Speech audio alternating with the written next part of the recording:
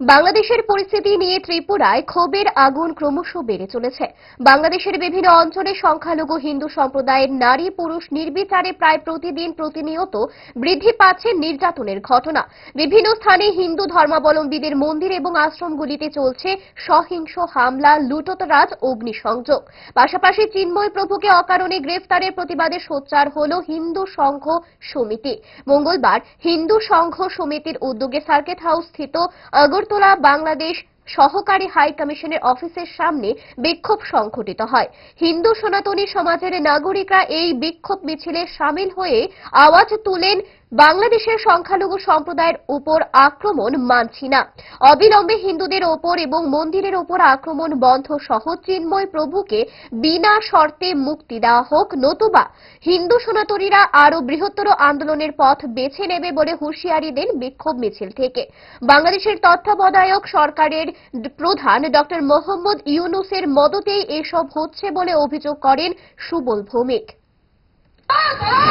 বাংলাদেশের পরিস্থিতি যত দিন যাচ্ছে সংখ্যালঘু হিন্দুদের উপর অত্যাচারের মাত্রাও বেড়ে যাচ্ছে এবং বাংলাদেশে এখন যেটা হচ্ছে আমরা প্রচন্ড ধিক্কার জানাই, নিন্দা জানাই।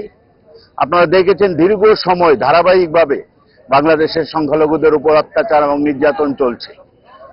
আমরা আজকে এখানে বিভিন্ন সামাজিক সংগঠন, বিশেষ করে রাষ্ট্রীয় স্বয়ংসেবক সংঘের উদ্যোগে যে প্রতিবাদ সভা হচ্ছে, আপনারা জানেন যে সারা ভারতবর্ষের তথা ভারত সরকার এই ব্যাপারে কড়া পদক্ষেপ নিচ্ছে এবং হুঁশিয়ারি দিয়েছে বাংলাদেশ সরকারকে।